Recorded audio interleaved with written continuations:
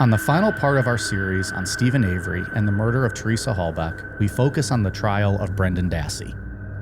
Once that's wrapped up, we'll discuss some discrepancies with the Making a Murderer documentary, and then get into some alternate theories about what might have happened to Teresa.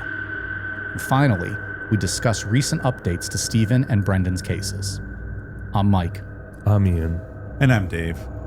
When 5 parts just doesn't seem like enough, you do what Friday the 13th producers did when a Corey Feldman cameo just didn't feel like the way to go out. So stick around. It's part 6, baby. This is Necronomipod.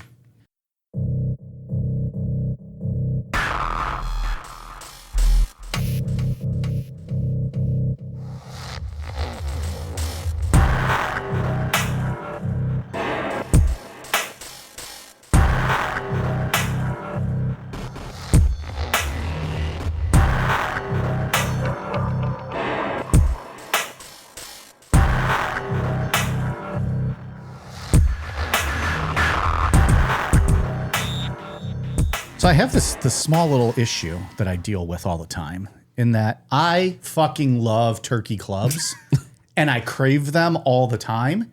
And then I'll go out to eat and I'll tell myself, I'm getting a fucking turkey club and that's it. And then I never end up ordering the turkey club. Really? Yeah. That is a problem. I always talk myself out of it and get something else. Maybe I enjoy it, maybe I don't. That's neither here nor there. But why do I keep disrespecting the turkey club when it's so fucking good? It might be a perfect sandwich. I off the top of my head, I don't have a good answer. What changes your mind? What reels you in at the place that you're like, I gotta have this instead? I think because the turkey club is so common that you can almost get it anywhere, that you see something else and you're like, well, I'm here. They have this. I'll get this. That's fair. But then I'm always back thinking about that little sweet mistress that I just can't quite taste. What's on a turkey club? Like if I'm building my own? Yep. Just traditional turkey I bacon. like a traditional, Swiss. I think. Is that what Swiss? Turkey bacon Swiss? Turkey, bacon, Swiss. I like a spicy mustard, No. lettuce, tomato. And I'm not even a big fan of lettuce on sandwiches, but it adds a nice crisp. If you want to throw mayo on the other half of the bread, slice of the bread, I'll take that too. Okay. There is a place very near where we live that has a dynamite turkey club. And one time they put an avocado on it. Nope. And I about started flipping tables. That is not my turkey club. Don't need that. No. I'm nothing against avocados, nothing against guacamole, but stay the fuck away from my turkey club. What are your turkey clubs? Build your own turkey club, Ian. I was going to go with yours, but without the mustard, just the mayonnaise. Just the mayonnaise. Yeah. Oh, I'm sorry. A little ham too. I like a little ham on it. Ham turkey. Okay, yeah. I don't know if I said I like that. a traditional club sandwich with the ham, right? Yeah. But yeah, a turkey. I call it a turkey club. I still like it with ham. So maybe you just call it the club sandwich. But Yeah. I didn't mean to misrepresent there. Still never an avocado. Yeah, no. That's uncalled for. Come on. Do you add anything special to your club sandwich, Dave? Well, no. Yeah. Traditional bacon, Swiss, turkey, ham. Yep. Although I'm looking it up, it doesn't list ham on a traditional club. Just the turkey. So it is just called a turkey club is a club. The club, yeah. That's interesting. Either way, whether you have ham on it or not, fucking delicious. And it really breaks all my rules because I don't love, like, if I ordered a burger, it's usually always without lettuce and always without bacon. I don't love those on a burger. But on a club, it belongs. I like the lettuce. Have you ever picked up your club and eaten it with the toothpick still in it and pushed it through the roof of your mouth? I haven't, but I can understand that pain. I've almost done that before. Couple close calls. You got to be careful with those toothpicks. It's dangerous. You do. They look nice and they hold the sandwich together, but you got to pick those. I pick them out before I take the bite. Smart. Yeah. Smart. Yeah. No splinters in my mouth. That's what I always say. They are pretty fancy though, like with like the blue plastic stuff. You got to hold your pinky up when you eat a club, right? Because they're so fancy. Especially when because they have to be cut like in the quarters. So you get that little one, you can one finger or one hand it and have the pinky up. Do you put a little Grey Poupon on the turkey club? If we're pinkies out here. I just prefer mayo, personally. Yeah. I do like a spicy mustard on it, though. Doesn't have to be Grey Poupon or whatever fancy they call that. I want to go back to the lettuce thing. I want to revisit this. I'm not a fan of lettuce on most sandwiches, but it has to at least be leaf lettuce. The shredded fucking lettuce is so gross. I can't stand it. Yeah, I'm with you on that. I like shredded lettuce. Do you? I do. Oh, man. I feel like you don't get the crunch from it that you get from like a nice piece of leaf lettuce. Valid argument. But, okay. I had a Jersey Mike's Italian, one of those traditional Italian subs that they have, and I added the hot pepper relish. Awesome. Yeah. Oh man, made the sandwich. Jimmy John's has the same thing, like a spicy pepper thing. I think it's I forget what it's called, like the Jimmy Peppers or something. Jimmy Peppers, I fucking load up. They're so good. And I think Jersey Mike's is better than Jimmy John's, personally. I like that they have more warm subs. Yeah, it depends what you're getting, but yeah. But you got to add those hot peppers. Oh my god, life changing. Yeah, there's a place in Ian's old hometown, not Gould, Parma. What? Parma, yeah. That is the Cross Creek Tavern. That is the only place in the Cleveland area that has, according to them, authentic Italian beef sandwiches. And I plan on going there soon to get one. Speaking of like the spicy peppers that you would put on an Italian beef. But I saw that their traditional Italian beef has cheese. And I believe the Chicago version does not. It's the beef, the spicy peppers, and like the peppercini. And then you dip it in the gravy or the sauce. But I've never seen it with cheese, and theirs has cheese. So I'm not sure. I guess I'll just have to get two, one with, one without. Do it. Mike Namapod Fat Boy Reviews coming soon. It's just me just like one of those videos of me eating in front of the camera, fucking mukbang and that shit. I frequent the sandwich subreddit quite often. I just like to hear about fancy sandwiches that people make. I'm like, that's a fat guy statement too. I frequent the sandwich subreddit. And I'm like, that would be really fun to like just be an artisan sandwich maker at home and try out all these things and order. Like, Sandwiches of History on Instagram is a fantastic account. I love that stuff. And then I'm like, I'm going to do that. I'm going to get all these fancy ingredients. I don't ever do that. Yeah, I get that. I do that all the time. Like, that sounds great. Like that'd be a cool hobby, man. Make all these fancy sandwiches at home and take pictures and post them. And there's such a market for that. People will be like, fuck yes. I want to know what Dave's eating for lunch, and I need to know right now.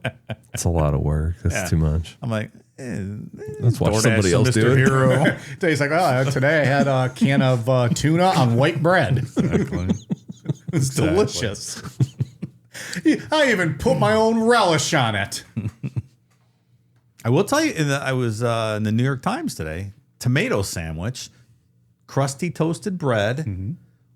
It's got to be so it doesn't sog through. Yeah, homegrown fresh tomatoes, farm tomatoes.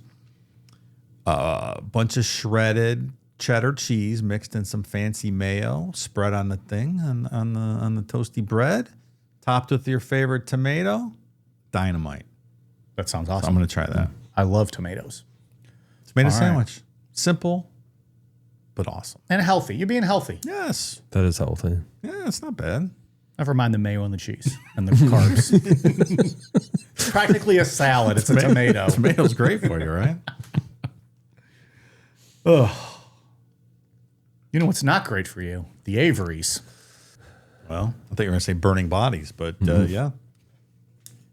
Some would say one and the same, Dave. Yeah, some would. Not a lot of our listeners, but some would say. In the days after Steven's trial wrapped up, the reaction from people was mixed. Locally, right around Manitowoc and Calumet counties, most people thought the jury got it right. They had been hearing about the case nonstop, and they trusted that the system had worked. But farther out, especially because of how much the media coverage, how much there had been, people thought that there could be a chance that Steven was innocent. Remember, we said, I think it was like way back on part 2, we talked about how one of the Stone Phillips, whatever thing he was on, was like waiting for him outside the jailhouse. You know, like so he got a lot of publicity. Oh yeah, I think that led to a 27-minute conversation on Stone Phillips. Oh yeah, we Wikipedia like if that was his real name. And He has a sweet name, Stone something. Stone. It's something S. Phillips. Yeah, People like are yelling at us right now listening to this, but Stone something sweet Phillips. Oh, yeah. if it was important, we'd pause and look it up. yeah. Stone Stockton Phillips. That's it. That's a fucking awesome name. Jesus Christ, I am hard. You know who else was named Stockton? The dick hole in the Titan submersive that fucking imploded by the Titanic on the ocean floor. I was going to say John Stockton, greatest basketball player of all time. You a John Stockton fan? Not really, but I know of him. Okay. Played for the Utah Jazz, I think, right? I just make that up. I don't even remember. Denver He played for a Nuggets, couple maybe? teams. Stockton. Okay. So afterwards, a couple of the jurors went right out to the public and started talking. One of the jurors that we talked about last week, Richard Mahler, straight up said that the evidence at trial was so strong that in his mind, there wasn't any doubt that Steven was guilty. But another juror named Rick Reyna kind of went back and forth. At first, he said he agreed with the guilty verdict, but later said that he had some concerns about some of the other jurors might have had their minds made up before deliberations started. Like, they just came in like, he's guilty. I won't even fucking hear another word of it. And that's what gets into that verdict trading to break a deadlock that we talked about last week, because he was found not guilty of the mutilation of a corpse, and that makes no sense. No, of course not. It's quite absurd. You got your pinky out with your club sandwich. Declan, build me a club. On June 1st, 2007, Steven was back in court to get sentenced. This time, this is just a formality because under Wisconsin law, first-degree intentional homicide meant mandatory life in prison. The only real question was parole, and Judge Patrick Willis made it clear that Steven wasn't going to get it.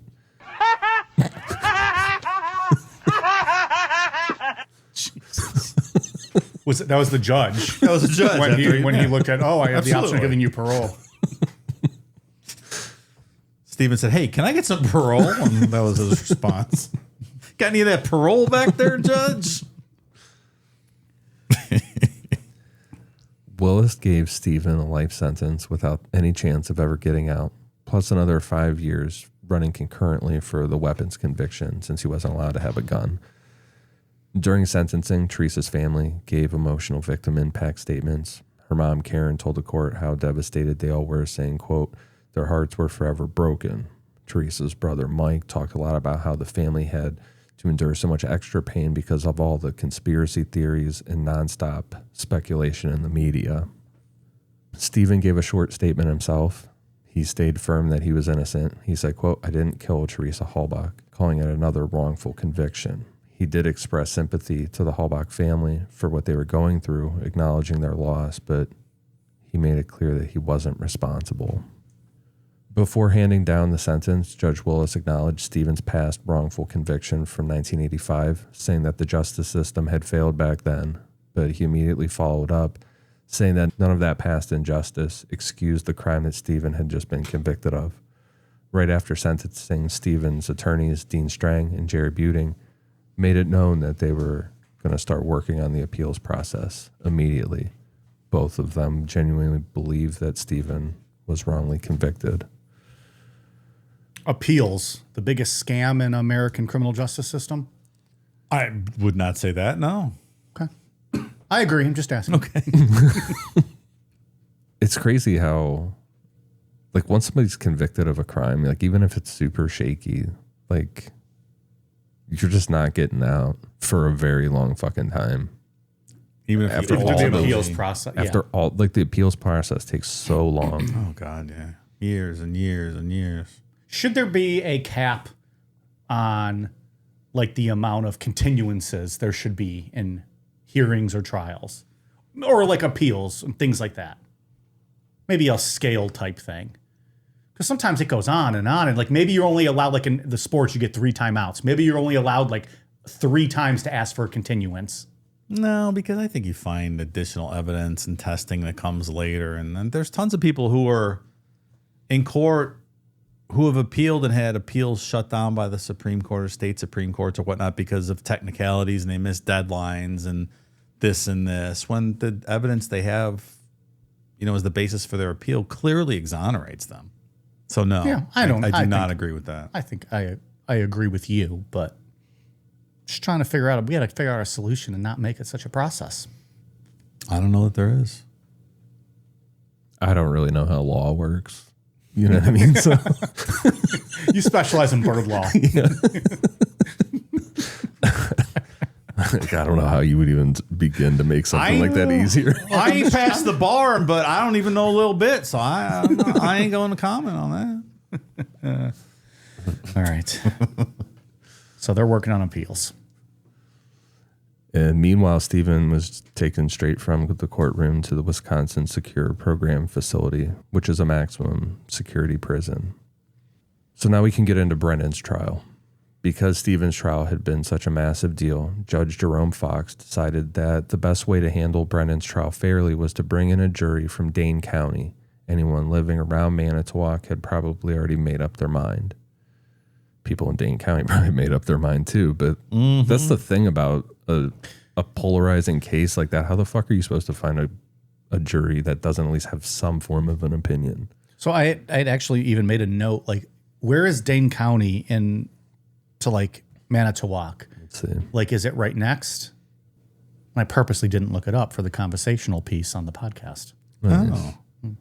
Doing it live. Yeah. I was like, well, I could look this up. My point being, we are in a different county than Cleveland is. That's true. Anything that happens in Cleveland, we are literally getting all of the same news. Mm-hmm. So if they were like, well, let's go down to that county in the south and we'll find our jury there. Well, it's the same thing. Like, right. Is it more of a PR thing? Like, hey, look, we're doing what we can to make this fair, but you're not really doing what you can to make it fair. Yes. You can go across the state and get a jury. They're going to know about it, like Ian said, but they're not going to be like, we literally have the same news as Cleveland. Yeah. It's a 2-hour and 26-minute drive from Manitowoc to Dane. Yeah, so that's a little further. The news market, it might be a little far. Like if we did that here, we should probably go down to Cincinnati. Yeah. And get a jury who's like less Hamilton familiar. County or something. Yeah. I mean, you're going to have to talk slower and explain things a lot to them, but yeah. That's true. And they're all felons, right? Are felons allowed to sit on a jury? We would have we'd have to make an exception if not. Yeah. But that's fair. They also got a shitty football team. Ha! Fuck Cincinnati. You guys are the worst. Fucking Joe Burrow.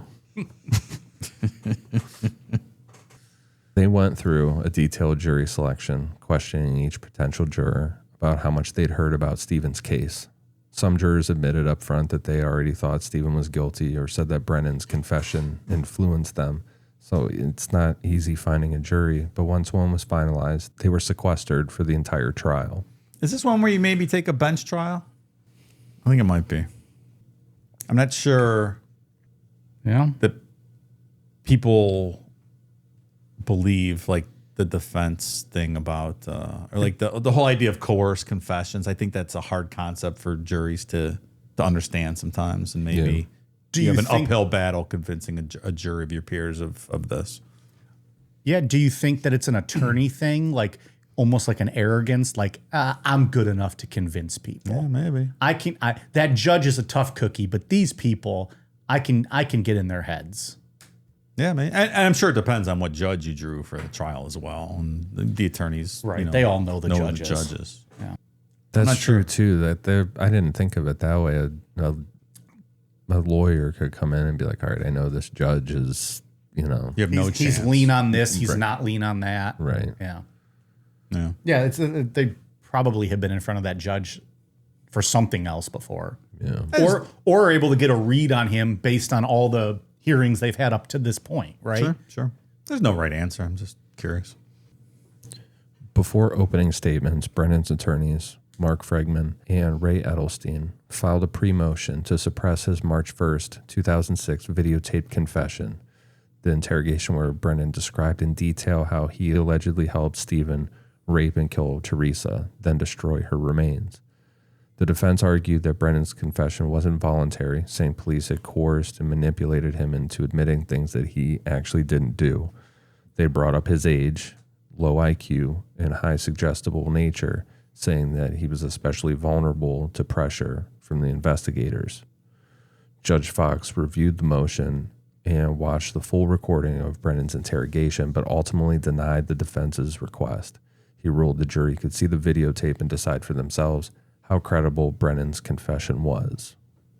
However, Judge Fox did give the defense a partial win by excluding some earlier statements Brennan had made to investigators, specifically the February 27th interview at Brennan's high school, ruling them inadmissible hearsay.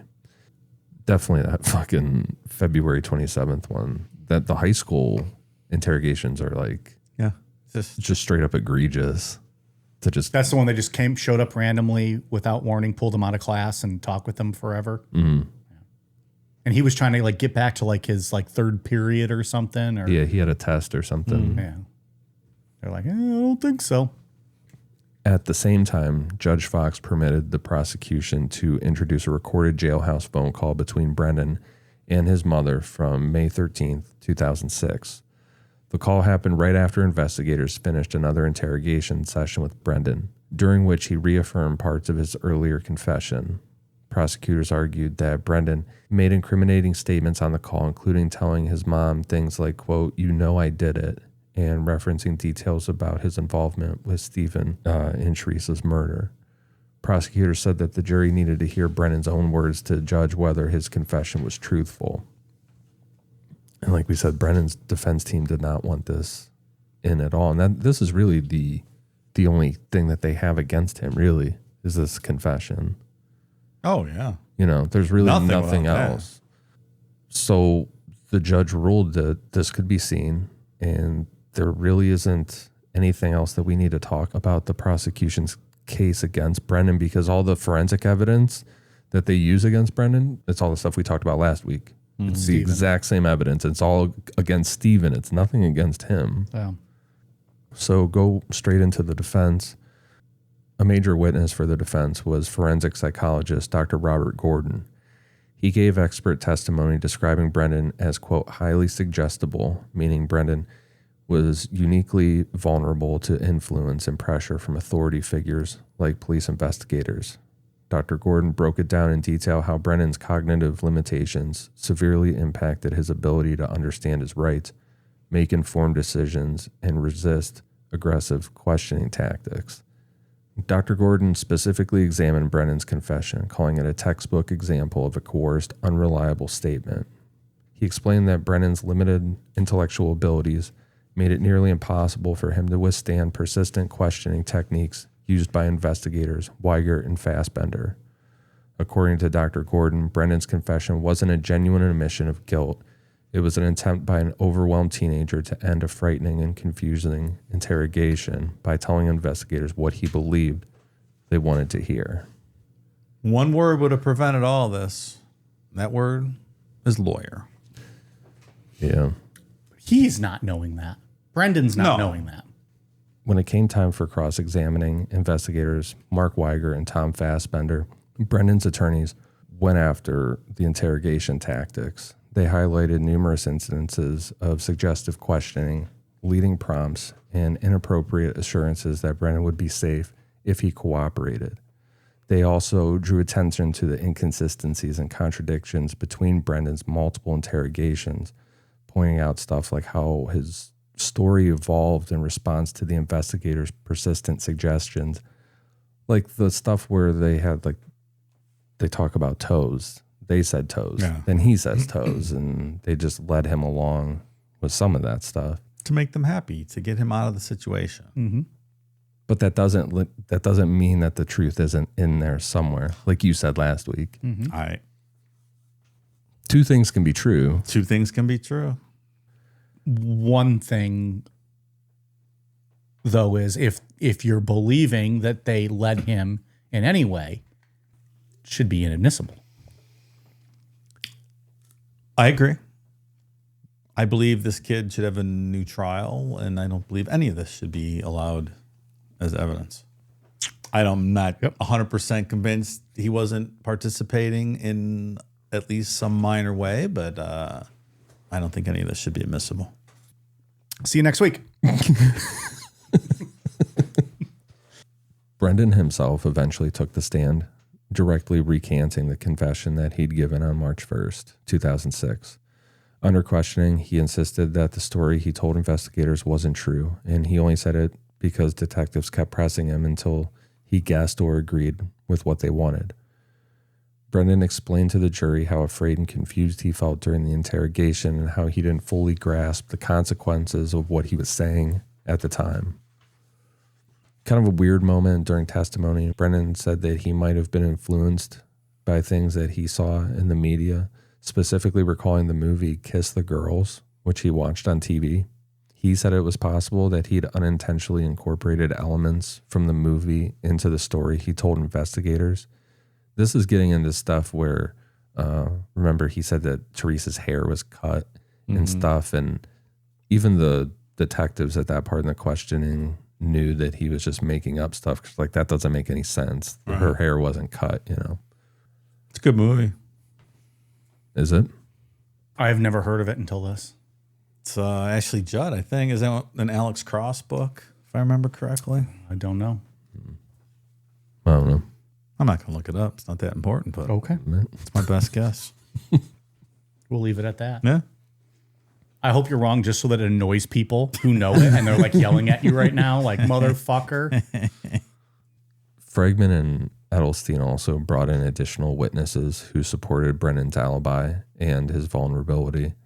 Brendan's older brother, Blaine, testified that Brendan was home playing video games with him right around the time that Teresa was believed to have disappeared.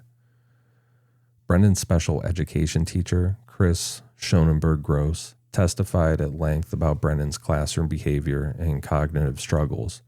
She explained to the jury that when Brendan felt confused, overwhelmed, or unsure, his default response was usually, quote, "I guess."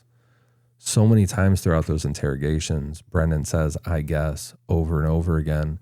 Right after that March 1st interrogation, I think that's like the cliffhanger we ended on one week, where his mom asks him, "Why were you saying all that stuff to them? Why'd you tell him?" And he said, "I was just guessing." Man, oh man.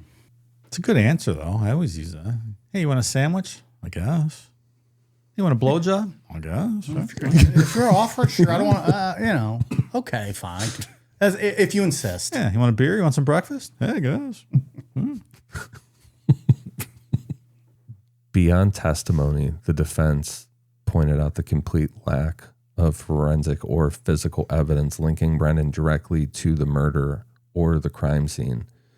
Fragman and Edelstein argued that it didn't make sense Brendan could have participated in such a brutal crime, like what he was admitting to with the slitting her throat and all this stuff. And there's not any physical evidence, not even a fingerprint related to the murder of Teresa was found of Brendan's. Only those bleached jeans that we talked about.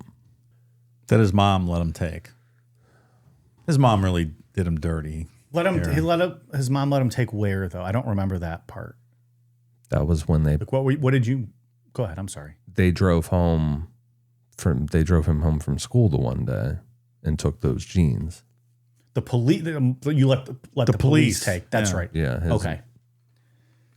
He's Which like, sure. okay. I mean, who doesn't have a pair of acid wash jeans? She also allowed him to be talked to. Yeah. Without a lawyer. I don't know. I don't know much about her, but she really fucked him in the sense of helping him as best as she could. Her name's Barb Janda, right? Mm-hmm. And we know this because that's the fake name Steven gave when he lured Teresa there under the auspices of Auto Trader selling a car. Okay. Star 67. Barb Janda calling for Teresa. Star 67 used to be sweet back in the day. Yeah, sure. Prank calling people. It's a nifty tool you can employ in your shenanigans. I mean, really, that's what else is the purpose of that other than to be shady? That's great. What you're doing. It's phenomenal. That is really the only purpose. Yeah. Hello, do you have Prince Albert in a can? You should let him go. Is your refrigerator running? Well, you better go catch it.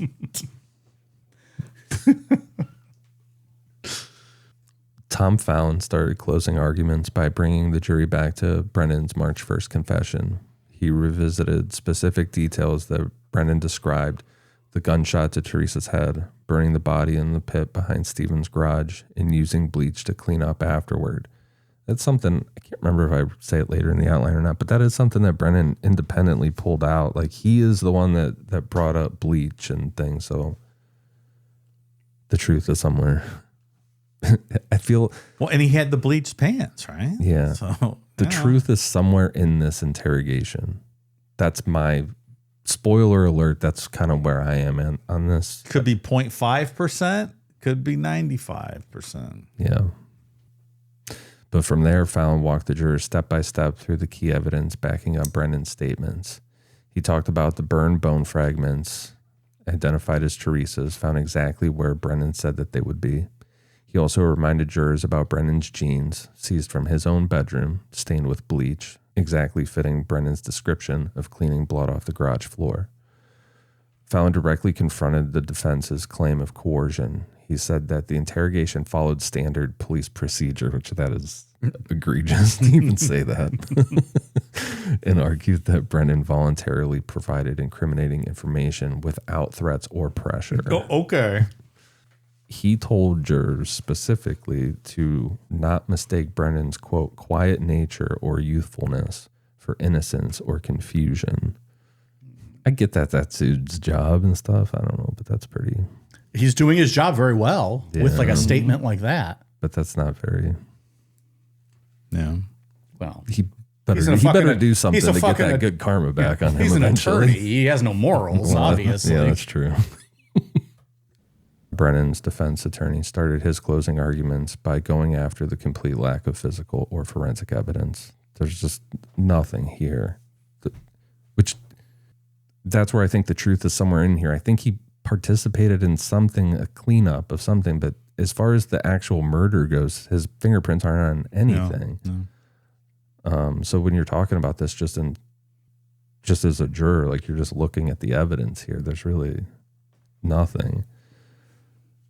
Elstein offered the jury an alternate scenario, suggesting that Brennan might have innocently witnessed something troubling, maybe Steven tending a bonfire, and became confused, frightened, or overwhelmed during the police questioning.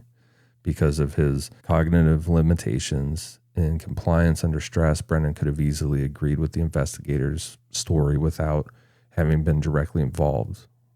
Which, yeah, that's kind of where I'm landing on this, is that the truth is somewhere in here, but we'll never know how much because it was just so fucked up and done poorly from the beginning. Mm-hmm. Or just with an agenda, right? Like when they thought he was guilty before they started questioning. I mean, come on. You think they thought Brendan was guilty before they started questioning? I think they thought he was involved in some way. They thought Steven was guilty, and they were going to do everything possible to make sure he was guilty. And then they saw Brendan as like a weak link and got him involved, and then maybe got more than they had, or persuaded him to give more than they had intended. Yeah, I don't think they were expecting this. I think they determined that those two were close in their interactions, and I think he was a link to get more. That he knew something, and they pressed him hard, and he started opening up with this stuff. And they're like, "Oh, we're gonna go with this." Well, remember too, the reason that he was on their radar even to begin with was because that female cousin of his told her. That's right. Yeah, told her counselor at school that Brennan had seen a body being burned and threw up. That's right. Yeah. So it wasn't like they saw him and they're like, all right, we're going to prey on him. Yeah. I remember the cousin, but I don't remember she had said Brendan. I thought she had connected that to Steven. No, she said it was Brennan. That's right. Yeah. Okay. She went to the counselor at school. Yeah. And plus, Brennan had been visiting Steven They've been hanging out a in lot. prison. Well, he went to visit him in lockup too. So There was Yeah, right? calling the each call. other. That's not visit. The telephone calls. Yeah. There's drawing him pictures and shit. Right. Sorry, I keep cutting That's you off. okay. No, hey, you owe me quite a few, pal. There seems to be a lot of family hostility. Has there ever been any question about like that cousin coming forth to the counselor as having an agenda? Or like, are we just to believe that cousin is, because like to me, that was a big thing when we talked about that. And I was like, whoa, like she's coming out of nowhere and just saying this. And that all kind of lines up. But this family also seems like there's a lot of infighting and Yeah, we're taking that at face Feuding. value, and we're assuming that she wasn't lying. I guess that's a bit of a stretch, sure. but we have no reason to believe to disbelieve her. That's right. Which I'm not just going to disbelieve someone for the sake of it. If there's a reason why I should, fine. So I was just throwing that out there. Okay. Yeah, I mean, it's not out of the realm of possibility either. There was another female cousin, remember, that said that Steven was sexually assaulting her when she was young, but it was when he was in prison. Right. so, like, So that's a very easy one. yeah. Right. But people are, they're super hostile to each other. So Edelstein closed by urging the jurors to see Brendan not as a criminal, but as a confused, easily manipulated teenager who himself was a victim of a horrific situation. Edelstein ended pretty strong on this, telling the jury that convicting Brendan solely on a coerced, unreliable confession would only add to the tragedy of Teresa's murder. The jury got Brendan's case on the afternoon of April 25th, 2007, after Judge Fox gave them the instructions on the charges, definitions, and what reasonable doubt meant. They deliberated only for 4 hours. So, I mean, That's not great. No. no. When they came back, the courtroom was packed. Brendan stood quietly as the jury announced their unanimous verdict: guilty on all charges. First-degree intentional homicide, second-degree sexual assault, and mutilation of a corpse. Brendan didn't show much reaction. His mom, Barb, was obviously very upset, crying.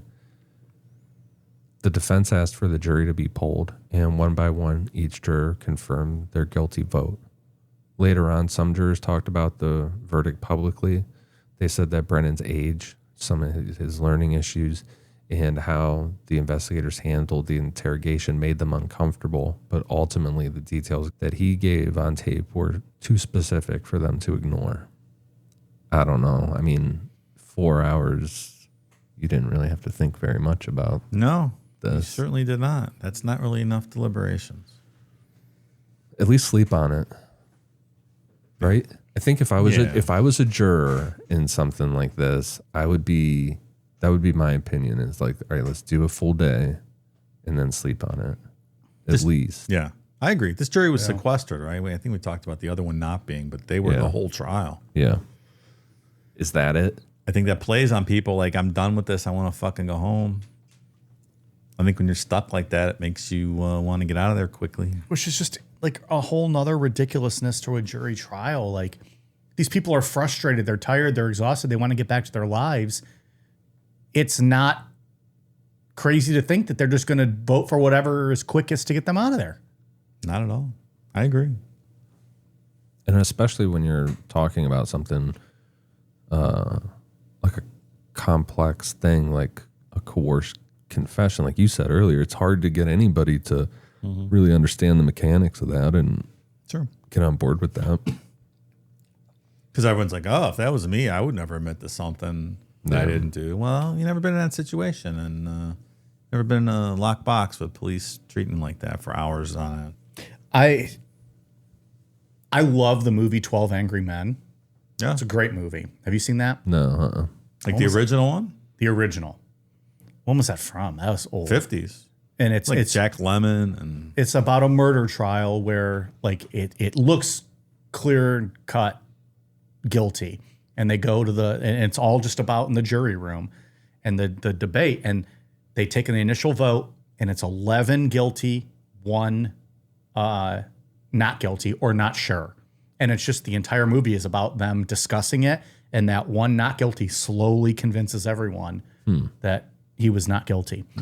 I want to remake it, new version, and I want to cast it big. It's a fantastic movie. Sure. All A-list stars, with the one not guilty vote being Sacha Baron Cohen being Borat.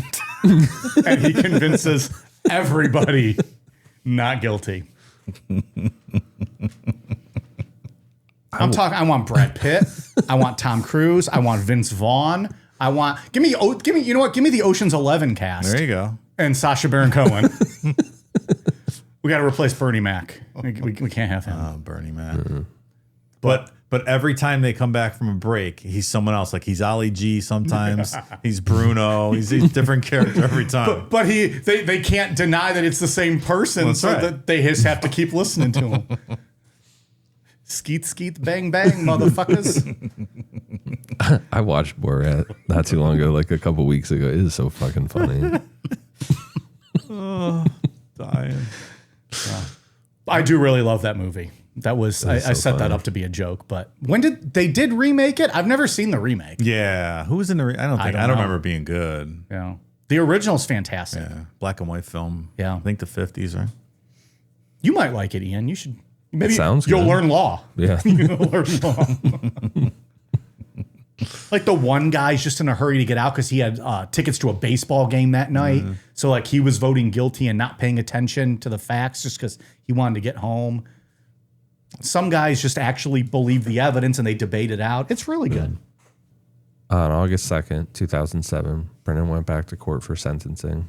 Judge Fox gave him a mandatory life sentence, but set eligibility for parole in 2048, factoring in Brennan's age, intellectual limitations, and that Steven was the one that was considered the main perpetrator. Judge Fox said the crime was horrific, but openly acknowledged Brennan's youth, vulnerability, and some of the questionable interrogation methods, which if you're the judge, it meant you, like if that's something that you're bringing up, Yeah. like why are we going? You're the one moving that forward? allowed the evidence, motherfucker. Why are we moving forward with this? Yeah. It's a great question. Maybe this is why they chose a jury trial. Maybe so. Well, I guess you can actually use the argument either way. Because if he's seeing some of this evidence is shady, but he's also allowing it. Is he Could allowing you- it because that's the only piece of evidence and he's playing for the state? I don't know. Not much of a trial without it. I mean, it's case dismissed without allowing that evidence. But I'm saying if you're the defense, do you see him allowing it and going, well, now it's an uphill climb with him? You got to make that jury call before you know that information. though. So, right. yeah. Good question. Yeah. Okay. Never mind any of that. It's back to who the fuck knows. As usual. After the verdict, Brennan was immediately taken into custody and held at a juvenile detention center until sentencing. At that point, Brennan's case moved into the appeals process. That's the only thing to do, and it just starts dragging out forever. So now at this point, that's the story. We'll kind of get into all the stuff that Making a Murderer skipped over. And we'll start with how Teresa ended up at Steven's property on October 31st, 2005. Steven personally called Auto Trader and specifically asked for Teresa to do the photo shoot using the name B. Jonda, his sister's married name. Remember, the phone records show Steven called Teresa's cell phone multiple times that day, twice using star 67 to hide his number.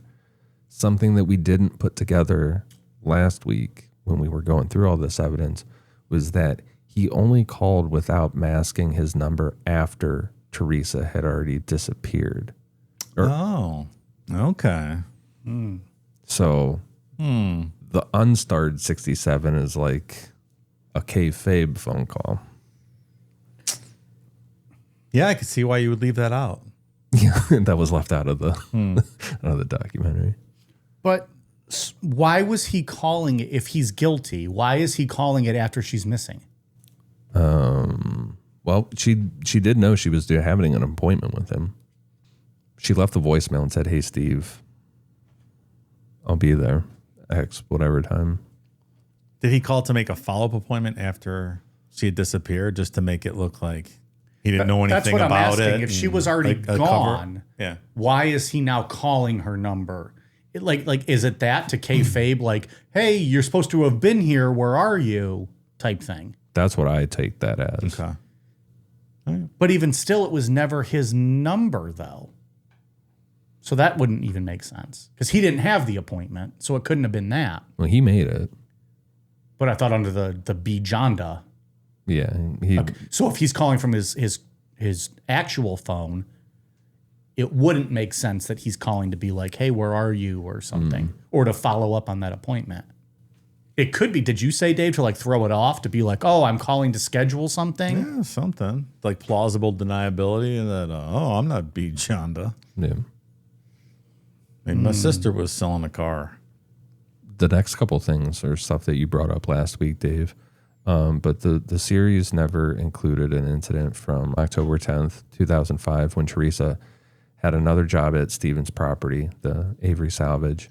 She later told coworkers that Steven answered the door wearing nothing but a towel, and it made her super uncomfortable. She explicitly said it, quote, creeped her out, and she didn't want to go back there again. The series did not mention that.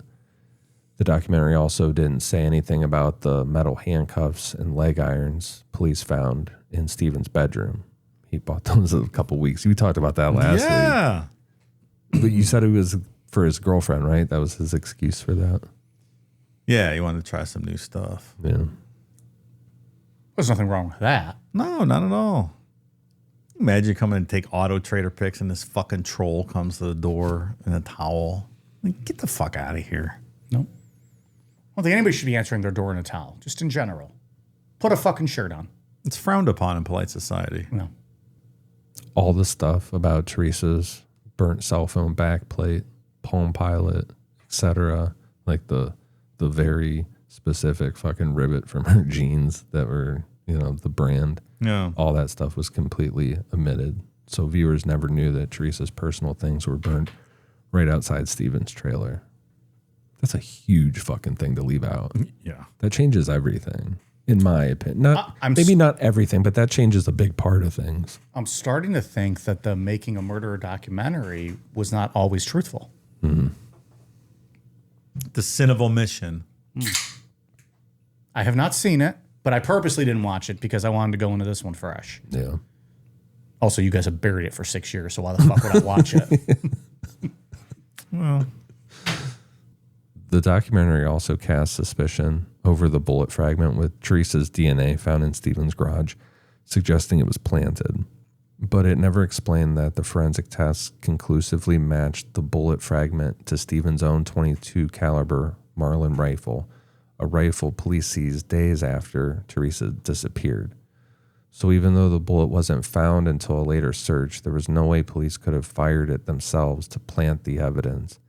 It's a big thing that never made it into the documentary, that's just not possible. stuff's piling up here, pal. Yeah. They really glazed over that cat burning incident. Wow. They didn't really, I wonder why they did that. they did not mention Steven's torture chamber stuff. I think you brought this up, Dave, way on one of the parts about him in 85 talking to people.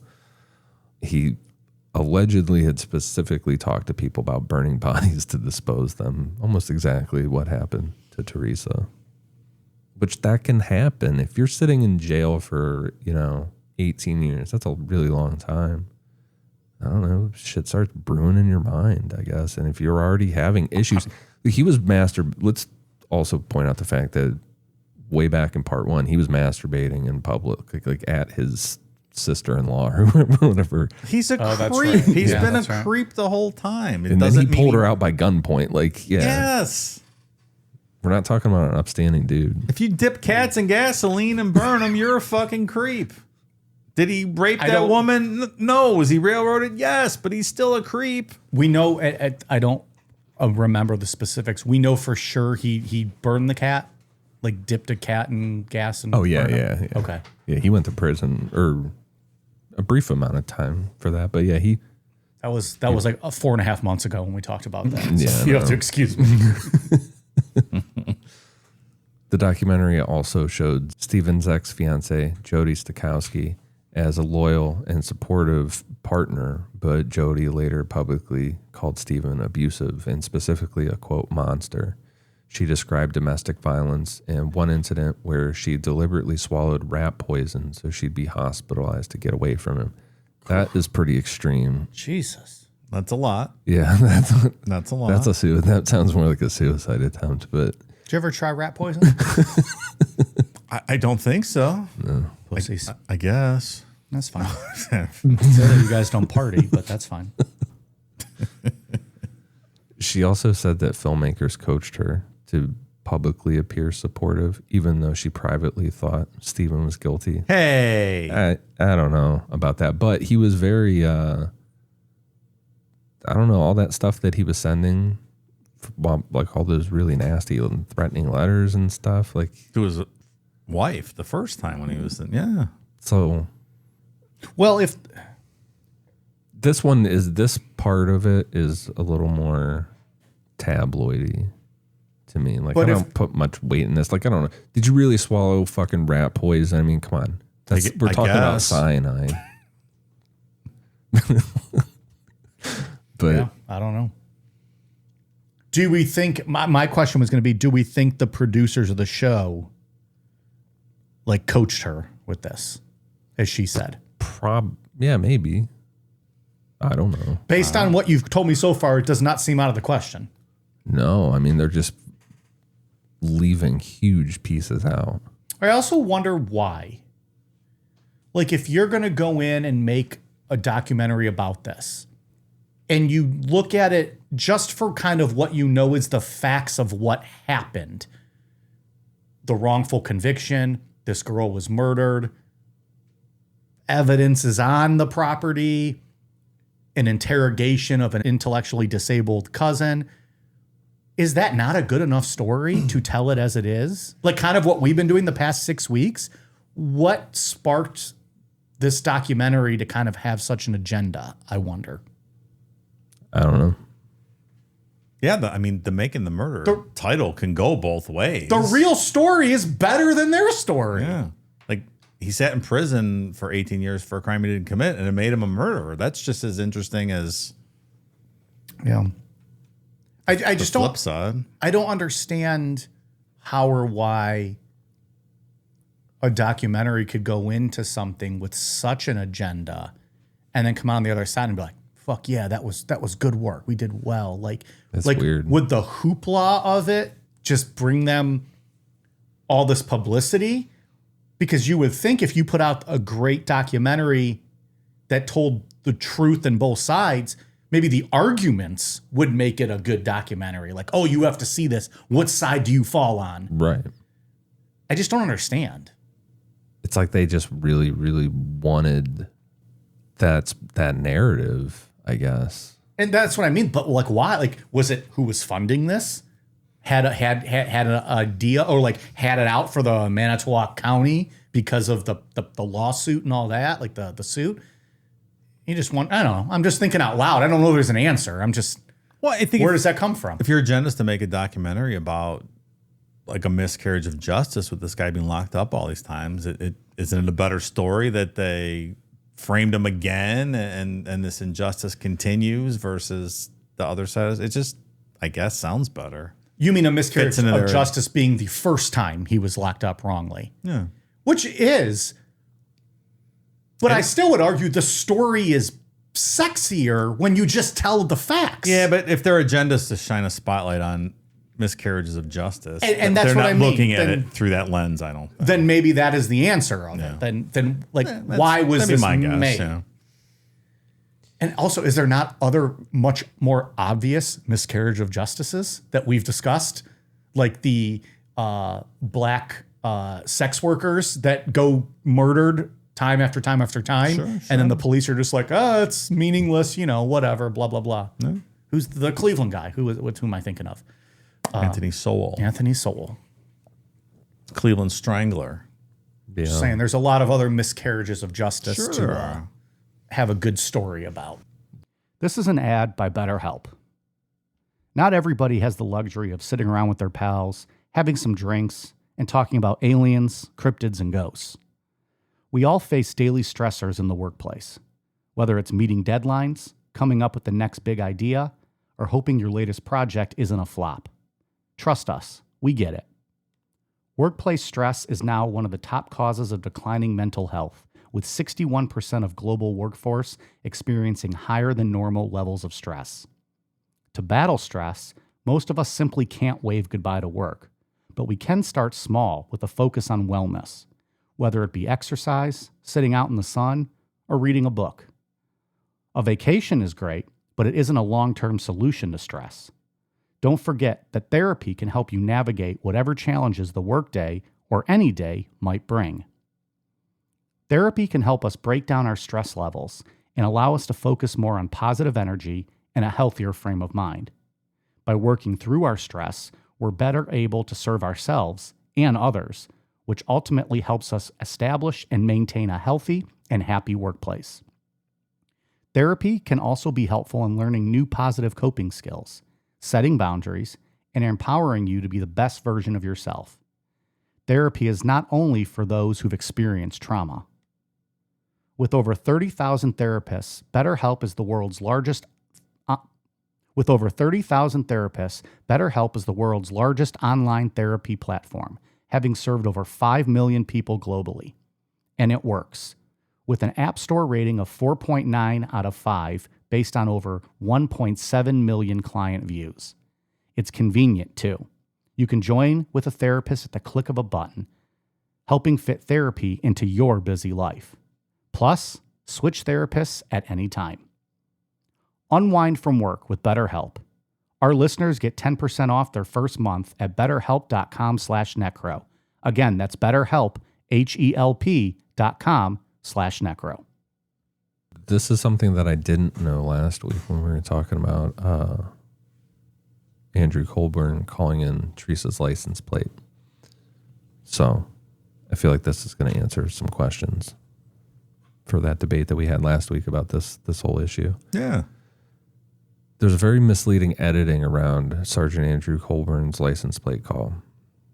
Making a Murder suggested that Colburn secretly saw Teresa's RAV4 days before it was officially found, implying the police conspiracy. But trial testimony made it clear that Colburn was simply verifying information from a missing persons report while sitting at his desk. That's what you said last week, Dave. Yeah, it seemed very routine. I don't know. Yeah. He specifically... You got worked, Ian. I did get worked. You got worked by a documentary. Mm-hmm. See? He specifically testified he never saw Teresa's vehicle then. Making a Murder selectively edited his testimony to falsely imply otherwise. I mean, it's really just making shit up. Really, that one. Yeah, and everyone's like, oh, you can't remember when you saw the vehicle, or you can't remember that phone call? I'm like, Yeah. It's probably just a mundane piece of, something he did during his day on the job. Well, I think I remember asked, everything. He couldn't remember if he was actually looking at an abandoned car or if he was getting a regular phone call. Yeah. That's what I had asked. And he couldn't answer that, which is what brought it into question. Well, apparently he could if it was testimony at trial. Well, as of last week, we didn't know that. That it was misconstrued, yeah. But you would think you would remember a situation if you were looking at a car that was abandoned somewhere and calling it in. Yes. He could not say either way what it was, is what we had thought at the time. That was the question. It seems like it was a routine phone call. Called it in. Sure, you might not remember that. How many different license plates are you running every day, week? I don't know. I'm not law enforcement, but probably a good amount. Apparently that was not the case. Okay. We've cleared that up. Thank I you. did get worked. I got worked. It happens. But that's what that's the thing about Making a Murder too, is like they just muddied everything up. Yeah. All their viewers got worked. Yeah, for real. But like They're better than WWE. like you when you talk about Brennan's confession, you almost have to like put this little asterisk next to it, like, I understand Making a Murderer did this, but you know what I mean? I don't know if that makes sense or not. I might have to revisit that later in the episode. But Like with regards to how it was edited, his stuff, or Yeah, like making a murderer sheds light that there's innocence, but Brendan's story does stand alone as there was a lot of tomfoolery. Yeah, like Making a Murderer muddied everything up. Steven Avery is fucking guilty, but they made that all fucking weird and muddy.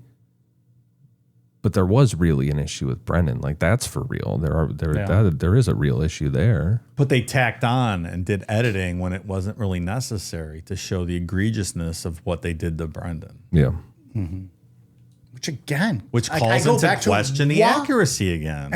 And again, why? Yeah. What, like this looks bad, but maybe not bad enough. Let's chop up and let's edit it a little bit more favorably. Are you so arrogant that when you make this documentary, you don't think the truth is ever going to come out about what you kind of quieted down and misled? I just don't understand that mindset, I guess. Yeah. And there are things from Brennan's interrogation that they left out or that they edited out. And there were things that incriminating things that he himself gave. So he did bring up that bleach himself. He brought up the shackles, things like that. So again, the truth is somewhere in the middle, but it could still be a bad interrogation, because it is a bad interrogation. It's terrible what they did to him, but you don't need to edit more to make it look worse. It is bad. Exactly. You don't need to just pile on by faking shit or editing, whatever. Yeah. There was also a thing how, like, within the interrogation, the questions about how the cleanup went, Brendan didn't word for word walk them directly to where the bullet would be found when it was vacuumed out from under that, can't remember what it was under, but he walked them to it without walking them to it, if that makes sense. You know, like with the way he described the cleanup, got them to look in that area for a bullet. Yeah. You know what I mean? I mean, that's real. That happened. You can't lead someone to something you don't even know is a piece of evidence. Right. I understand that part. You can't lead them to something you don't know you're trying to lead them to or that you want. That's right. Is the bullet over there? I guess. Like, that didn't happen in that instance, right? No, he talked about the cleanup, and the positioning of the cleanup conversation led them to vacuum in that area to found a bullet. Look. The series also never mentioned a recorded jail phone call Brennan had with his mother the very next day on March 2nd, 2006. On that call, Brennan repeated his involvement, saying to his mom, quote, "You know I did it." Brennan also told her that Steven had sexually abused him multiple times before Teresa's murder. Brennan also brought up Steven abusing at least one other family member. They knew about these allegations. Like, they did know this stuff. They chose not to include any of that. Oh, that's weird. So we had brought it up a few times over the weeks that if Steven is innocent, as Making a Murderer portrayed him as, then who killed Teresa? Great question, Ian. I've been wondering the past couple weeks. Somebody killed her. Before you dive in, does Making a Murderer get into these theories, or is this just other stuff that you have found in research? So I think... Do they provide an alternative theory? Not in season one. Of course they don't. They provide editing that makes you question people that shouldn't be questioned. Like, you question you question Teresa's brother a little bit. They make him look a little hostile, if I remember correctly. Definitely the boyfriend or the ex-boyfriend that was organizing the search, which he was a little shady. Like, he was deleting stuff out of the cell phone. That's the most questionable thing we've talked about, in my opinion. Yep. I know season 2, we'll talk about it in a little bit here, but season 2 of Making a Murder does get into the theories a little bit more. But the first of the alternate suspect theories focused on Steven's nephew, Bobby Dassey, and Bobby's stepfather, Scott Toddick.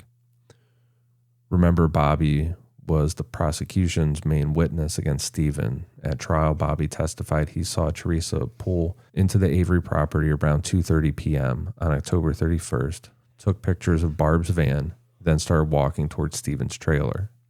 Bobby claimed he looked out his window again a few minutes later and saw Teresa's SUV gone, suggesting that she had left right away. That was key for the prosecution because it placed Teresa at Steven's trailer at almost exactly the time she vanished. But Bobby was literally the only witness who testified to that timeline. No one else saw Teresa leave the property at all, let alone within those few minutes. Years after trial, a computer forensics report surfaced that completely changed how some people viewed Bobby's credibility. The report, originally withheld and only released through later filings, revealed that Bobby's home laptop contained thousands of pornographic images, including scenes of graphic violence, mutilation, and searches, stuff like necrophilia. What stood out was the timing. A lot of the stuff was accessed on October 31st, the same night Teresa disappeared, between 7:12 and 7:42 p.m. The defense argued this meant Bobby could have had an obsession or impulse aligning with details of Teresa's murder. Like if what the cops said was true, like the shackling her and all that stuff. But because Steven's attorneys never saw this forensic evidence during the original trial, the jury never heard anything about it. They must have had a pretty broad search warrant if they got his computer too. They must have got everyone on the properties, huh? Yeah. Interesting. It's the necrophilia half hour. October 31st. He was in some deep jerking off section there. When trick or treating came back, it's like, Right. all right, we eat some Kit Kats and watch some necrophilia. I feel you. Cell phone records also raised questions about Bobby's movements on October 31st. His phone records placed him at or near the Avery property during critical times that afternoon, exactly when Teresa vanished. Bobby himself confirmed he was home around 2:30 p.m., which matched Teresa's arrival, but his activities immediately afterward get a little inconsistent. Police reports and later testimony showed Bobby's statements shifting over time. In his early interviews, he never mentioned details that he later claimed at trial, like seeing Teresa walking towards Steven's trailer. That was something, getting specific way after the fact. Scott Toddick, Bobby's stepfather, who had married Bobby's mom, Barb, testified at Steven's trial that he drove past the Avery property around 3:45 p.m. and saw a large fire burning in Steven's backyard. That timing was very important for prosecutors. It's backing up Brennan's confession that Teresa's body was burned in the fire pit that evening. But Scott's own timeline had a problem.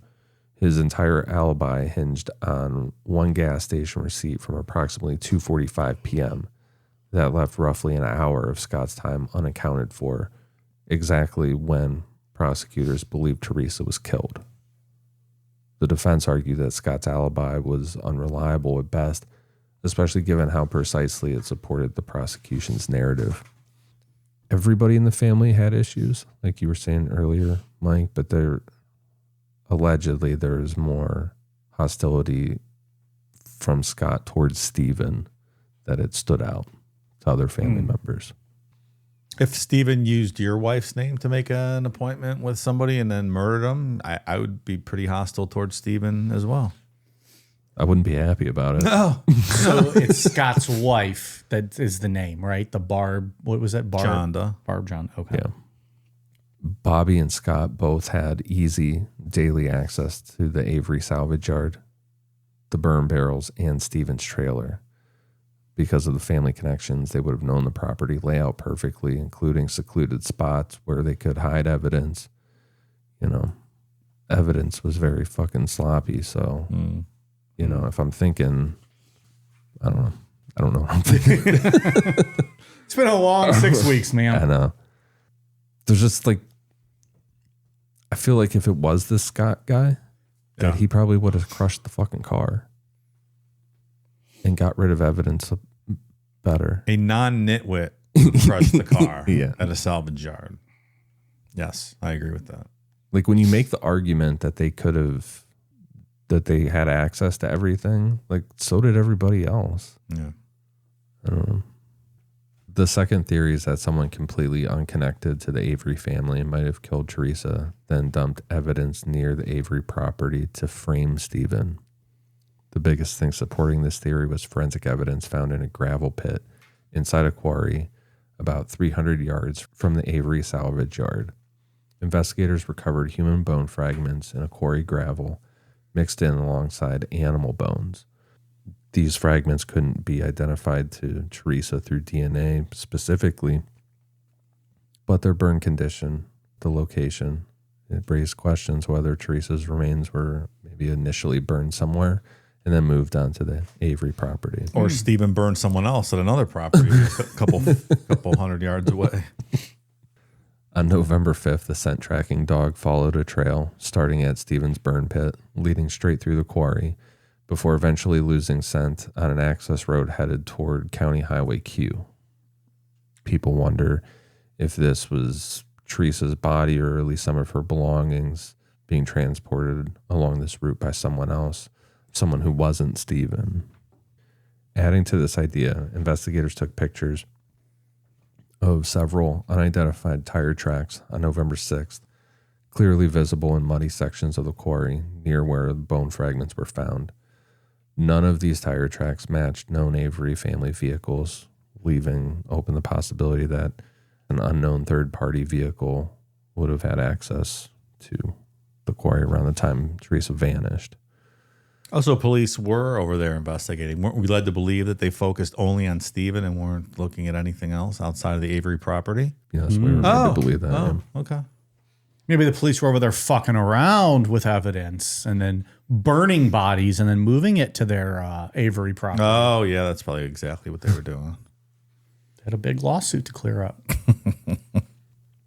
The theory suggests that someone else entirely, they would have had to have been aware of Steven's previous wrongful conviction in the lawsuit and stuff, murdered Teresa elsewhere, then used the isolated quarry and its hidden access routes to plant evidence undetected on Steven's property. That is very, very Hollywood movie-esque. That's not how life plays out. It is indeed. I believe fully, as stated last week, the police planted as much evidence as they possibly could to ensure they convicted Steven Avery. I think Steven Avery killed this girl. Do not believe this theory. Okay. Yeah. Your thumbs downing it. And there's no evidence. There's nothing like security footage, anything like that. And this quarry was gated off. Like you would have to have keys and stuff. Like you would have to fucking break the gate. And there was no evidence of anything. Well, police like could get through. that is true. They can cover up anything, Ian. Police could probably open that up and Skeleton key. Or, they just have a buddy and they're like, hey, by the way, open that up. we're going to do some shit tonight. Open that gate. No questions will be answered at this time. Or ever. Ever, for that matter, pal. But here's a whole bunch of get me out of my speeding ticket cards. You'll find that those are very valid. Drive as fast as you want, friend. You are all right in our books. The third theory revolves around the possibility that Teresa was targeted by someone completely unconnected to Steven Avery or his family. The basis for this theory comes from several unsettling incidents Teresa had privately shared with friends and roommates in weeks leading up to her disappearance. She told them that she was receiving frequent hang-up calls from numbers that she didn't recognize, and at one point she found her garage door inexplicably open when she returned home. None of this stuff was reported to the police or anything like that, but it raises the possibility that someone was stalking her or harassing her. I wonder who that could have been. You think Steven was out there following her like that? I think it's highly possible. Sure. Her job at Auto Trader magazine, it did put her at risk because her phone number, her picture, and the locations of her photography appointments were regularly advertised publicly. She traveled alone. She was always driving on isolated rural properties to take pictures of cars. I mean, it is a vulnerable job. I think it's plausible in the sense of he has kind of a perverted past. He seems enamored with her in the sense of he's kayfabing his calls to her, answering in a towel and it creeped her out. Her words. I think it's plausible this was him maybe stalking her. Why does Auto Trader, why is her schedule public? I found that weird. I'm thinking, Nick, you could just kind of put 2 and 2 together on what her clients are. But how would you even know her clients unless it's just based on past photos? But that doesn't mean you're always going to be everywhere. I'm not making a thing of it. I'm just saying I think that's a weird thing that Auto Trader would allow their schedules to be public. If that's what it is. Were they loose with information? You called and they're like, oh yeah, well she's going to be out here that afternoon, so she can swing by after, that sort of thing. Maybe that's what it is. It's just still, that's not safe, especially for a female that's just going around to anywhere. That's probably, I could see that happening for sure. Because then that would make it very easy for him or anyone to stalk her if they wanted to. She's at this this appointment. Great. I'm going to go to her apartment now and absolutely, open her garage and see what I can find in there or whatever. Or I need to make an appointment with her. Well, she's doing this, and this that day. She's available tomorrow. So now she's busy she's all here, morning. this, and this. Right. Okay. Yeah, that's not safe. Shame on Auto Trader. Shame. The end. Fuck you, Auto Trader. Yeah. Watch every Auto Trader ad that runs right after this. Do you need to sell your car quick? Isn't that those old magazines? The Auto Traders? Yeah. Now it's just online, right? But I'm sure those magazines still exist somewhere. Think so? I don't know. Do they? I don't know. I gotta go to a gas station to look at their periodicals.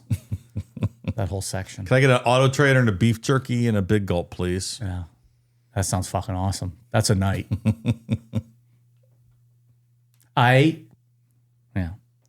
I'll say this real quick. We need a little break. This is getting a little intense. Recently stopped by a gas station to peruse the hot dog section. They did the greatest thing a hot dog or a gas station selling hot dogs has ever done. Closed? I used to always complain about the buns. At you go to Speedway. I always used to tell people they're delicious. Bring your own buns. Stale. They're fucking stale. So all the hot dogs are individually wrapped, the little plastic you have to open up. So they had them under the grill where they usually do in the warmer, on top of a rack. Oh. Under the rack, they put water. They were steaming the fucking buns. It was so good. It was so good. That's not bad. What gas station was this? It was the Shell on 18. The newer Shell one. Yeah. I know that spot. Fantastic. I don't eat that kind of food, but you should now. You should now. I'm pretty sure that they were in running for a Michelin star after that for their hot dogs. Just ingenious. people think this is a bit with him. It's not a bit. He eats this fucking god awful food. My gas tank was very low, and Both figuratively and literally. yes, exactly. And I pulled in, and I was about to so I pulled up to a pump, and I was about to get out and fill up, and I was like, well, wait a minute, no, I'm gonna go get my lunch first, and then I'll come out and I'll eat it in the fresh air while my car is filling up. Smart. I'm not gonna eat in my car like a Neanderthal. I'm gonna, I have class for my car. So I did. I went inside. I was so happy with the bun situation. It was brilliant. Came outside, filled up, ate the wieners, went about my merry way. How many did you get? Just two. Two. Just two. Yeah, just two. Was hungry about 45 minutes later. But I also, and I don't do this often, they had like little 12-ounce bottles of Coke. Like plastic 12-ounce bottles. Okay. And I was like, you know what might go good with these hot dogs in the soft, warm bun? A Coca-Cola. Wow. It was a perfect lunch. He was feeling himself that day. Guys, I'm getting a little choked up. Like, it was a perfect lunch. kudos to them for the warming of the bun. They figured it out. Those buns could have been 4 months past date. I wouldn't have known because they were soft, they were fluffy, they were moist, they were delicious. Genius. All right. Alas.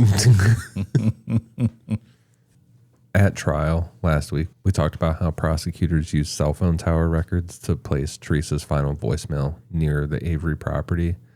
But further analysis showed that there were at least 2 dead zones along nearby County Highway Q that used the same cell tower. Teresa's phone could have pinged that tower without ever entering Steven's property at all. You know where the other dead zone was? Where's that? In the back of Steven's trailer where he killed her and threw her body. Jesus Christ. That fuck. Under this scenario, this theory, an unidentified stalker or possibly client intercepted Teresa either as she arrived or as she left the Avery property. She would have been abducted, murdered, and then her remains and vehicle later dumped at Steven's salvage yard. Again, this whole setup of the lawsuit, past criminal history. The timeline fit known gaps perfectly since nobody could conclusively account for Teresa's movements after around 2:41 p.m. on October 31st. But like all the other alternate theories, this relies on someone planting the evidence because they were banking on Steven's reputation. And that is such a monumental thing to do for this theory. No. This cannot be just a random person did this. If anybody planted anything, law enforcement had to have planted it. It wasn't just some random fucking person. I agree with that. Yeah. 100%. Law enforcement did some planting. They didn't do all of the planting. They didn't burn any bodies. No. In late 2018, Netflix released the second season of Making a Murder. Picks up right where the first one left off, covering Steven's ongoing appeals and public controversies surrounding the case. I'm going to say right off the bat, I did not watch this, so I have no idea. I did. I don't really remember anything about it, so I couldn't even discuss it. By the time this came out, though, had all of their faults from the first season come out? Like, who would watch it and think this had any credibility? I don't know. I mean, I remember going on, when this came out, I remember going on the Making a Murder subreddit and like the Steven Avery subreddit and lurking there and watching everybody fight in the comment section and stuff. Sure. Meanwhile, Dave's watching people fight over which sandwiches they were making that day. That's more fun. You fucking idiot. You used rye bread? You're a twit. Should have been a fresh Italian. I know his new lawyer, Kathleen Zellner. She has a following.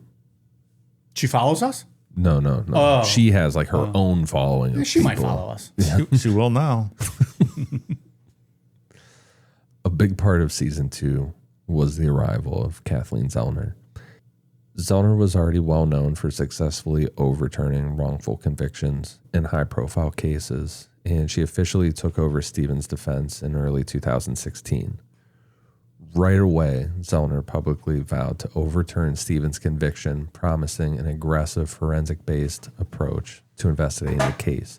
She's very charismatic, so,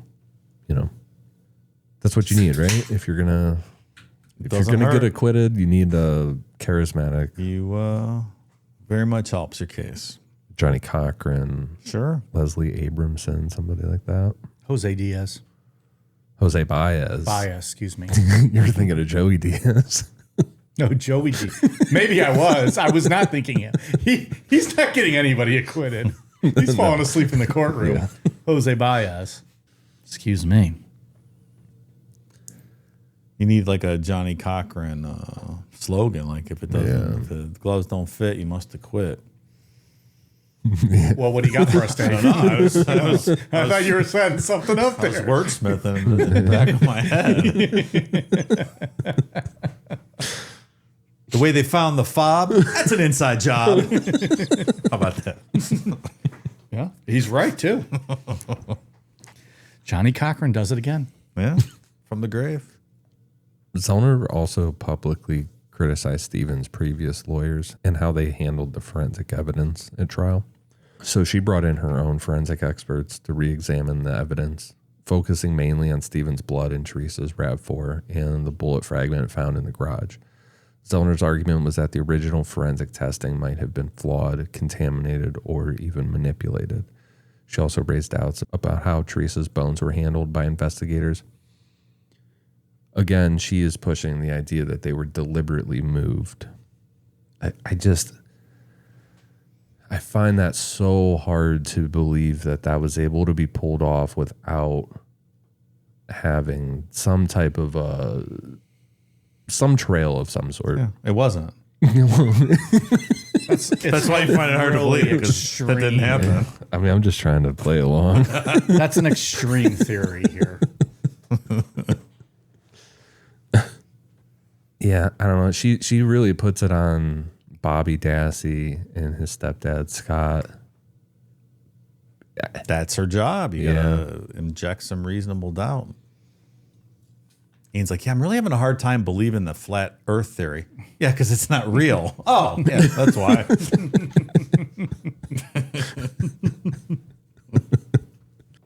She filed formal requests to question Bobby Dassey and Scott Todick, but both of those were denied, so nothing to really do there.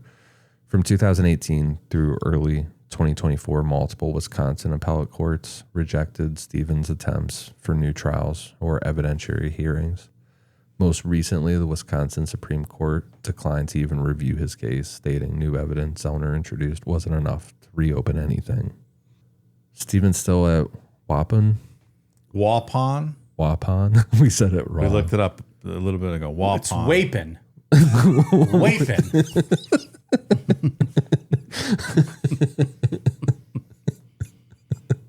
We've said it wrong. What did we say last time? Waupun? Waupun or something. Waupun, It's equal syllables. Waupun. Waupun. That's hard to say. Yeah, Waupun. Waupun Correctional Institution. That is where Steven is sitting. He has been there since 2007. There have been occasional reports about his health, mostly typical aging issues, nothing critical, like nothing that would affect him being in jail, in prison. As far as future moves, Zellner says that she's actively investigating, still looking for forensic breakthroughs or leads, alternate suspects, stuff like that. So that's where Steven is for now. That's where he will be staying. Yeah. I don't foresee him getting out. No. Brendan is still incarcerated at Oshkosh. Bagosh. Dude, when I first typed that, I'm like, that's the most absurd name for a correctional facility. But it's a city, right? It's a town. I think so. Yeah. Is it? Oshkosh Bagosh Correctional Institution. He is serving that life sentence with the possibility of parole in 2048. In 2016, a federal judge briefly overturned Brendan's conviction, ruling that his confession was coerced by investigators because of his age, his intellectual disabilities, and how detectives questioned him. Oshkosh is a town in Wisconsin. Yeah. But Wisconsin prosecutors immediately appealed, and in late 2017, the Seventh Circuit Court reversed the federal judge's decision. They ruled that while Brennan's interrogation was troubling, it didn't violate clearly established federal law, meaning the confession could stand. Okay. That's like a fucking, gotta be a gut punch for him. Yeah. Multiple appeals since haven't gone anywhere, and the Wisconsin Supreme Court wouldn't even look at his case. In 2022, Brennan's current attorneys and advocates petitioned Wisconsin Governor Tony Evers, directly asking him to consider granting clemency, but nothing's come of it yet. So at this point, Brennan's not going anywhere unless something dramatically changes. That is the story of... That's Steven Brennan, huh? While we're talking it out at the end here, I'm gonna look for those pictures that Steven was sending out a couple years ago. Those drawings he was sending out of prison. What was that? Some pen pal, a woman he started talking to, and he started Yeah. sending her real fucked up stuff. Smart. Smart. Yeah, that helps your case. I brought it up last week. I was gonna find them. It might take me a minute. So, I tried to do a quick search here in Google. I cannot find these pictures. If I do find them, I'll post a link to them. But it was a couple years ago. I remember on Reddit there was a pen pal that he got while he was in prison, and he was sending her a bunch of like the drawings were really fucked up. Sounds familiar. Like a self-portrait of himself naked and stuff, like really weird shit. Yeah, weird shit. Yep. Yep. Well, my final thought is that Steven definitely killed her. Brendan definitely helped to some degree, and I don't think that he did it willingly. I don't think he raped her. I don't think he had any involvement in that. okay. But I do think he saw her body being disposed of, and I do think that he helped clean up blood and things like that. I agree with you completely. I think he had some involvement there. I don't know to what extent, like you said earlier, but yeah.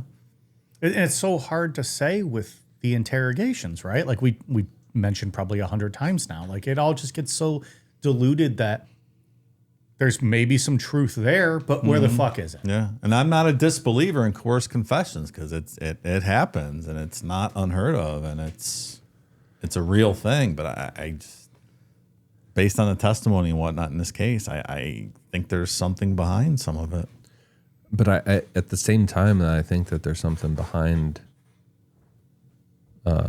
his interrogation, like what he was admitting to, some of that stuff. I don't think that his confession should have been allowed in trial because it was just, it was a coarse confession, really. I agree. I think he should get a new trial and it should be inadmissible. Yeah. Even though I think he was involved, that when you do that, that's what happens. If you're not going to use making a murderer as the go-to for this case, as we've kind of established here tonight, it was a absolute burial tonight of that documentary. What, Ian, did you find a site or a resource that you thought might have been most helpful? Dave, did you have a site that you used, or was it just more like articles or did you have anything you know what? specific? No, I didn't really take specific notes. I bounced around a lot. But There's got to be like a book out there, right? Probably somebody would have written something on this. How would somebody have not capitalized on the money that this would have? I'm sure there's multiple books. Well, I know like the DA, Ken Kratz, wrote his own book. There's some conspiracy books out there. I think I brought this up on I would argue that the DA's book might be conspiracy to some extent. Yeah, he thought very highly of himself coming out. I'm like, dude, I don't know, man. As DAs do. I don't remember what I was going to say. Oh, there's a lot of conspiracy stuff out there. I think I said it on the first episode, but that Teresa Halbach did those, what are like the nudes for husbands, but they're like classy Boudoir ones. shoot. Yeah. Well, we talked about that. Right. So there's like someone proposed that theory in a book that she was involved in like some shady shit because she was taking those pictures. Oh yeah, okay. Because she was giving her husband a gift. Well, she was taking those pictures for people. Oh, she was taking them. Yes. I'm sorry. This author was alluding to that she was like getting involved in stuff. Because she was a photographer and she did that kind of stuff as well. Yeah. Okay. Like I think there's two possible scenarios here. Steven killed her and the police did not plant evidence, or Steven killed her and the police did plant evidence. Those are the only two logical scenarios here. Well, your whole statement now is rendered idiotic because you said scenario. So Honestly, I could can't go use either that. way. If they planted the key fob and whatnot, it wouldn't surprise me one way or the other. Like being under the microscope for the prior fuck ups with the putting him in jail for 18 years.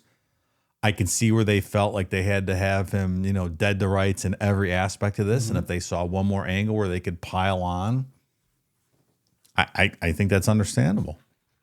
It would not surprise me. Yeah. I don't think Calumet County would have been in on that. Yeah. Or anybody else. I think that would have been a conversation that was just between Lank and Colborne because they were the two in there. But and then they're also, Manitowoc County guys. Yeah. So they had this. That's their own thing. I think let's not forget they exiled the medical examiner. Didn't even let her on the street. well, that was Calumet County, right? Yeah, Calumet Well- County shot her down. But why? Why? If they're running an investigation, she had said she's never been denied access to a crime scene. Well, I think they got the direction from up above at Calumet County superiors, whoever's running it, that don't let anyone from Manitowoc in here right now. Oh, We don't want to sully the agree. scene. I think that's what happened. I don't know that they were preventing her because they were doing something shady. I agree with you up until the final part. I think that they were told, don't let anyone from Manitowoc in. Anyone who's going to be asking questions we don't want to give answers to. But that lady had nothing to do with it and had been told she has never been treated that way or denied access to a crime scene. That's strange. I think it's risky planting the key fob because if you're found out, it can blow up your whole case and have the exact opposite effect and let him get off with this. It's very risky, of course. But they were also, when your back's against the wall, as they were, I mean, they were already fucked, had this not fall into their lap. And I feel like they got dealt a hand of cards and they went all in to make sure. As we said last week. I think that's completely possible. I'm not sure that's what happened, but maybe, absolutely. But I think to say, if you're saying that Steven didn't kill her, I think you have to suspend belief in a lot of logical conclusion and come up with that either the police A, killed her, or B, got very lucky and someone else killed her, or they conspired with them on the exact day that her cell phone pinged from Avery's place where she was at for a business opportunity, and were able to very quickly put together this conspiracy and frame job in a day or two. And that just didn't happen. Come on, that didn't happen. Yeah. There's no way that that's possible. He 100% killed this girl. Whether they piled on and tried to frame him additionally is, I think, debatable. I had not, and if we had mentioned it previously, I didn't recall, but after last week's episode, I was with you guys on believing that Steven Avery had done it, but I didn't understand why. Like, what was the motive? But then when we get into more of like that sexual perversion and history, and then the linkage of him answering the door on the towel and her finding that uncomfortable, the only real question I had about whether or not he did it was like, why? It seemed so random. He didn't have a history of killing that we knew of before necessarily. He was sitting in prison for all those years. But he was sitting in prison, sure. And then there's this almost stalking-esque behavior or a pattern of maybe with her that to me, I think really solidified that I believe he killed her. He's been a creep since day one. I don't think you can say that he wasn't. Yeah. He did a lot of the creepy You could say the stuff. same thing about anybody named Keith, though. Doesn't mean they're murderers. They're all creeps since day one. He just has, evidence to support it. A lot of evidence. Yeah. A lot of weird, creepy shit. The guy's a scumbag. Come on. He fucking killed her. Stop it. Is there a lot of people out there, and I'm legitimately asking, I don't know, that believe he's innocent? Or is the majority of they don't care or know, they just think it was a police hit job on him? Or is it one and the same? I think, some of both. I think a lot of people think he didn't do it and the police completely framed him. And I don't think that is possible. I don't think when you Go ahead. dig into everything and like really look at stuff, it's just not feasible. Yeah, I don't think it could have happened. Is there police fuckery going on? Of course there is, the whole time. And do police frame people? Yes, every fucking day. But in this situation, I don't think it was possible. Is there a large majority, or is there any portion of people who feel like his case, maybe he's guilty, but it should have been thrown out because of the police work or the investigation? Like, I guess I'm trying to ask, Sure, probably. What is the vocal majority of people who are saying he should be free? Oh, right you know what? now? I don't really What are know. they I don't saying? pay Like- attention to that. I Like, have is no it he's idea. innocent, or is it was fuckery by the police, so he should be thrown? It should be thrown out. I'm not sure. I think nowadays it's mainly he is where he is, like where he needs to be. He's guilty. And That's the majority of people think that, yeah, I think so. and maybe the focus more is on like a Brendan type situation. Yeah, a Brendan should get another trial. Yeah. There needs to be something for him, I think. I agree with that. What was his year? 20 what? 40? 2048. Well, I won't be alive for that. Come on, I'm living fast and loose with these gas station hot dogs. This doesn't seem like it's that far away, is Well, one of them's going to get the old ticker Sure here isn't. eventually. Come on. it? Yeah, and it sucks for Teresa Halbach's family. Oh, that's what I meant to ask that before. Were they satisfied with the outcome of this case? I think as far as the verdicts, I don't think they were not thrilled with all the publicity and like the Sure. making a murder and stuff. Yeah. you But I know, mean, they believe the right people were incarcerated. yeah, Okay. Hell of a story.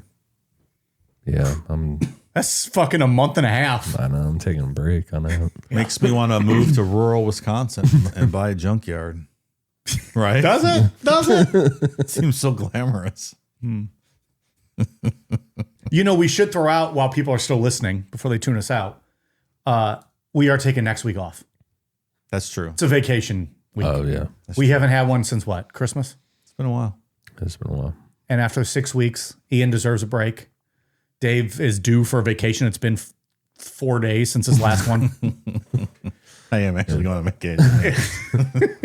So we're gonna take a week off next Sunday, Yeah, but we'll be back right after that. Fear not. And everything on Patreon will obviously always be met. We have never missed a single Patreon obligation. Never. But I didn't mean to like wrap up the show. No. I just wanted to get that out there where people, before they, we Yeah. get to the end. I know some people turn us off. They don't like to hear the all the stuff at the end. Any other final thoughts on the murder of Teresa Halbach? no, it's unfortunate all the way around. I don't think there is a winner in this story at all.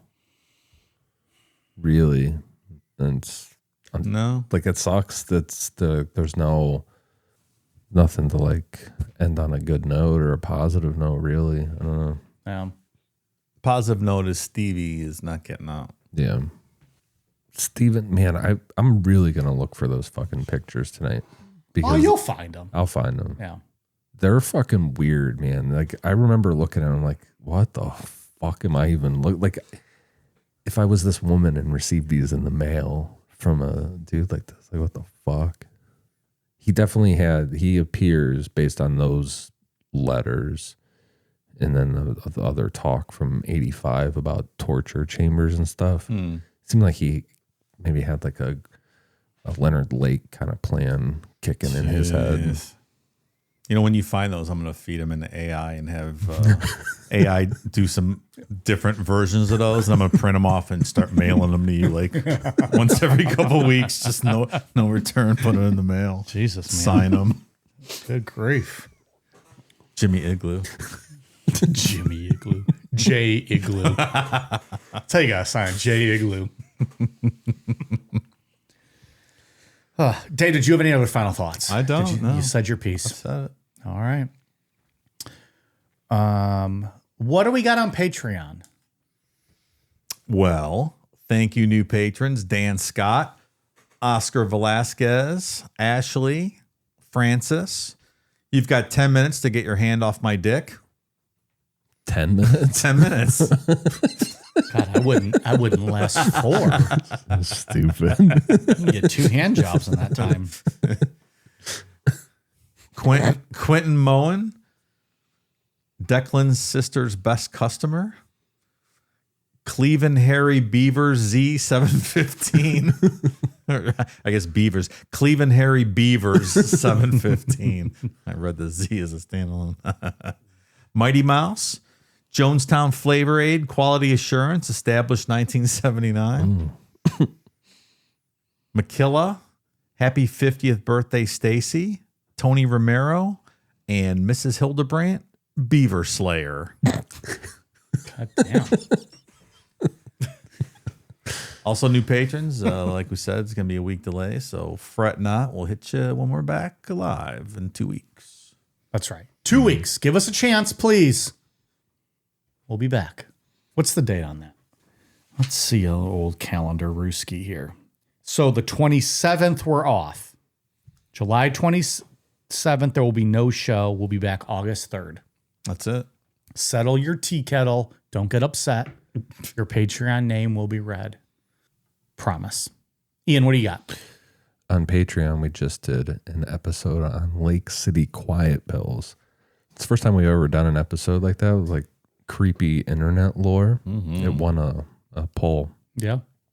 How about that? Like a underdog winning a poll, kind of. Pretty cool. Yeah, I would have never guessed that one. And it seems like the feedback was pretty good on that. So maybe there'll be more internet creepy stuff coming to Patreon soon. I'll be honest, I didn't understand most of that entire episode. Yeah. I still enjoyed the creepiness of kind of like, maybe even it helped that I didn't know what was happening. Yeah. And it added to the creepiness of it. I thought it was cool. Most of them are like the perfect length for bonus episodes too. Yeah. I'm excited that people are into it because it's a really fun topic. So that's all going on Patreon. Maybe some future bonus episodes, some Yeah. internet dark conspiracy stuff. And then paranormal erotica. I think I said that last week though too. The one we just did was the best paranormal erotica we've ever had. We had 3 fucking awesome stories. It was pretty good. Yeah, it was a good time. What was it? Paranormal erotica 8? 9. 9. 9. I'm looking at it right now. There's 69 comments on the post for that. So. 69. Get it? Yeah. Guys, you get it? I do like, get it. like 69, the sex act? That's fucking awesome. 69, dude. The next person who comments on that should be ashamed of themselves. Don't ruin it. Fucking move on. Leave it at 69. If you comment on that, I might block you from Patreon. Wow. I probably won't, but don't be a dick. Just leave it at 69. It's fun. Dave, anything else on your end? I do have a couple shout outs. It was hell yeah. Christmas in July at the P.O. Box last week. We got thank you, people. Someone sent a little Law and Order gavel sound gimmick thing. Oh, that's right. Where is that? I think I left it upstairs. Damn it. No name. So whoever you are, thank you. Jennifer sent us this cool alien neon light to hang up on the wall, as well as a PB&J sandwich sponge for Ian to snack on when he's hungry. Super mega high. Yeah. Maybe after that fucking awesome UFC card that's coming up this weekend. Yeah. That's going to be an awesome one. Mm-hmm.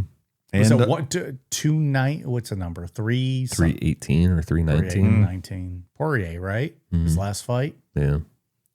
Sorry, Dave. no, I had a boner for Dustin Poirier for a minute. I see that.